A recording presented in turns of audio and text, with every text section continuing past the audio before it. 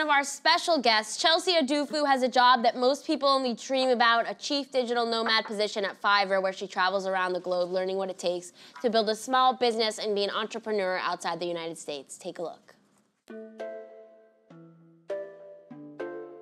Hey everybody, it's Chelsea Odufu, Fiverr's chief digital nomad, and I'm here in Hanoi, Vietnam, starting off my 4-month journey through Southeast Asia. Over the next 4 months, I'll be traveling through Vietnam, Thailand, Malaysia, and then Japan, capturing inspiring stories of entrepreneurs and doers. What I love about working remotely is that you're constantly growing personally and professionally, meeting new people that will push your perspective while experiencing a completely different cultural reality. Vietnam is a great country for digital nomading, as it offers plenty of chic cafes and workspaces, and you can get Wi-Fi pretty much anywhere. So I'm so excited to share my journey with you as Fiverr's chief digital nomad, and make sure you stay tuned to all of our social platforms at Fiverr, and even my social platform at Chelsea Director. Peace.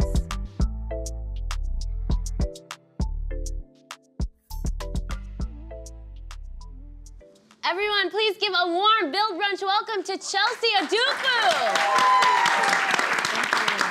Thanks for joining us. Thank you for having me. We're happy to have you. So can you describe what it means, so that for people who don't know, what it means to be a chief digital nomad? Awesome. So a chief digital nomad ultimately is somebody who travels the world and creates content for brands and is working remotely. So they're making their own lifestyle. Traveling is a priority for them, but they're able to kind of craft a lifestyle for themselves where they can do work and live their best life. Yeah. So it's awesome. So are you in the middle of traveling right now? I mean, or you're in New York right now? Yeah, so I'm in New York right now. I just completed my position with Fiverr as their chief digital nomad. So I was sent to Asia for 4 months, Japan, Malaysia, Thailand, and Vietnam, to interview entrepreneurs, decision makers on what the entrepreneurial landscape kind of looks like in those countries. So. Wow. And how did you win that job? So I applied for it. It was like over 1,000 people applied. I think I heard I was one of the 3rd people to apply for the position. So they just gave it to them. No, but I mean, I felt confident. I felt confident about the job. I was kind of in between traveling to Senegal. I was like, am I gonna go to Senegal? I saw in the application, they said if you won, you'll get a flight back to New York. Great. So I bought it one way, and I was like, hopefully the universe is in my favor. Yeah. And the universe held it down, and I got a free flight back home. And I was able to start the journey as a chief digital nomad for an awesome company. So it was amazing. That is so cool. That's incredible. Yeah. You, though, are a filmmaker. You actually went to Tisch with our friend Allie over here, Film and TV, which is an incredible program. You were very talented. You've worked for Spike Lee, and you've done a ton of internships. So what made you want to apply for this role? So I think that as a filmmaker, I was looking to kind of break out of, or kind of really hone in on my voice. I feel like sometimes you can get overwhelmed with group thought and then kind of the messaging that everybody who kind of looks like you is putting out in the film industry.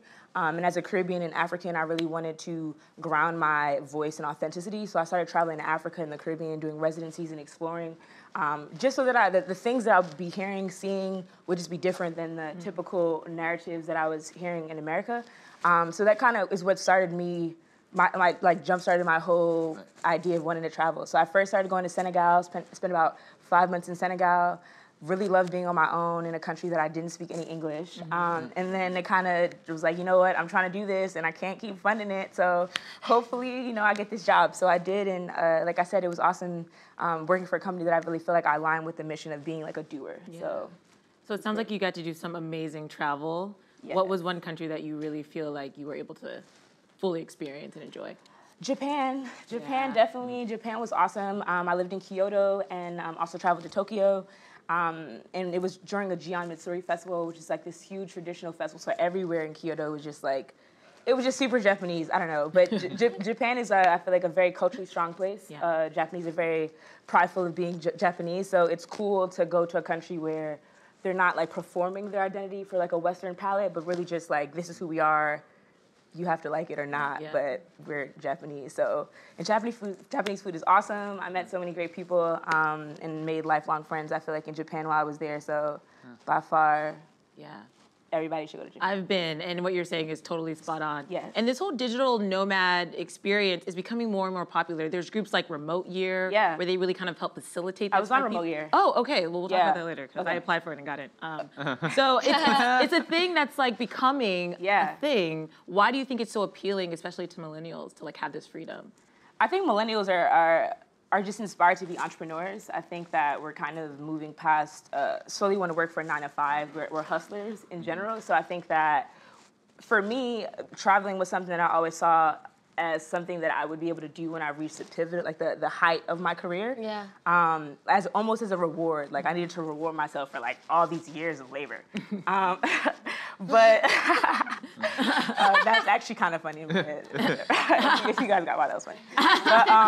But then I was like, you know what? I can start traveling now, and I wanted to find ways to kind of incorporate that in my lifestyle now. And I saw it as something that it was just a matter of me changing. Like instead of going to brunch on Sundays, maybe I'll like save that money and buy a cheap flight out of the country. Yeah. So I think millennials just like the freedom to be able to make their own schedule, to pursue the things that they really want to pursue, and no longer wanting to just like work for jobs where they're unhappy and are like, dang, I gotta go home and hate this tomorrow. So yeah, I don't know. Having traveled and met so many different people and entrepreneurs, what is your advice for entrepreneurs looking to start their own business or starting out? For sure. I think that the main thing is to know what you stand for, like your mission. So having a voice is in a brand, like a clear brand is a thing I feel like which sets people apart. So once you have a brand, then it's easier for you to be able to productize and market whatever your services are because you know how people are going to connect with you. So again, I feel like my film career kind of jump-started when I made my film In Search of Self with my brother. And it was a solid product. Right. So now I had a product that I was able to pitch to different people, platforms. Like I started a career as like a motivational speaker. I've been speaking at schools, my brother and I, at Yale, Harvard. So just like it all started off with me knowing my voice, standing firm in my voice and my brand, but then also having a product to kind of market and shop around. So that is the simplest, I feel like, advice. And just a lot of hustle, finesse, like networking, infiltrating scenes. Occasionally give up that brunch so you can play that plane ticket. Occasionally give up that brunch. If it can buy a plane ticket. Hey, brunch is expensive. Brunch can add up. Bottomless brunches. It can go all Sunday. That's a lot of drink. Right? Yeah. And the after move, after brunch. I love that you're giving speeches at Yale and Harvard because I remember when we were in the back of the history of animation final exam, Googling the answer. Like what? No, right? But like things change, you know? Completely thinking we're gonna fail that class. Like, yo, I don't even know. But yeah, I think speaking at Yale was awesome for me because I only have a bachelor's, and again, that's another thing in my life where I thought I had to have a PhD or had to be super, intellectual. Or I am super intellectual educated, but like just had all these accolades connected to me as a speaker to be able to do it. And it was cool to like bring my homies, like my friends who worked on the film, my brother, and like we spoke at the first place we spoke at was Yale Black Solidarity Conference, which had about 700 students from all over the country, which allowed me to kind of jumpstart a hope. But yeah, I constantly have moments in my life where at one point something seems very impossible, and then I do it, and I'm like, I could have done this the whole time. Like I might have been sleeping on my own self. So I think that is being a digital nomad filmmaker. I'm just constantly surprising myself at my own potential, which is awesome. Yeah. Can you tell us about your new film, Black Lady Goddess, and like just kind of your inspiration for that? Yeah. So Black Lady Goddess is an Afrofuturistic web series set in a time where the last humans on Earth now have connection to their creator in outer space, who they find out is a Black woman. So it pretty much the season kind of follows Earth as this chaos unfolds with this news now hitting and some of the decisions that Black Lady Goddess makes now that everybody knows that she's God. So I love it. I think I was inspired by a lot of different things. My frustration with cultural appropriation, like I'm annoyed when I see like Kim K on Vogue being like raved about by having cornrows and braids, or like also I'm inspired by, Afrofuturism in general kind of takes a lot of neglected African histories and merges it with a sci-fi aesthetic.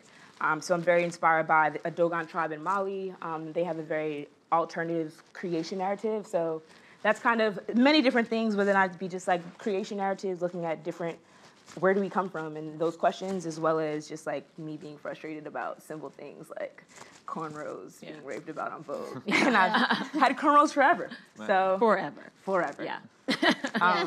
So that's kind of what inspired it. I think it's awesome. I think so many people are going to connect to it. We're still in this. We've always been in Black Girl Magic world, but I think, especially with Black Panther, I made a Black Lady Goddess before Black Panther, but now that Black Panther's out, I feel like people get what Afrofuturism is. They're like, oh, Black Panther. I'm like, yeah, kind of like that. A little bit, you know, not quite, but you people are getting it now, so that's awesome. Yeah, the timing is perfect. You have done such awesome work, and we're excited to see what you continue to do. Thank you. Chelsea, thank you so much for being here. Thank you for having me. Everyone, make sure to check out Chelsea's latest projects on her website, www.ochelsea.com.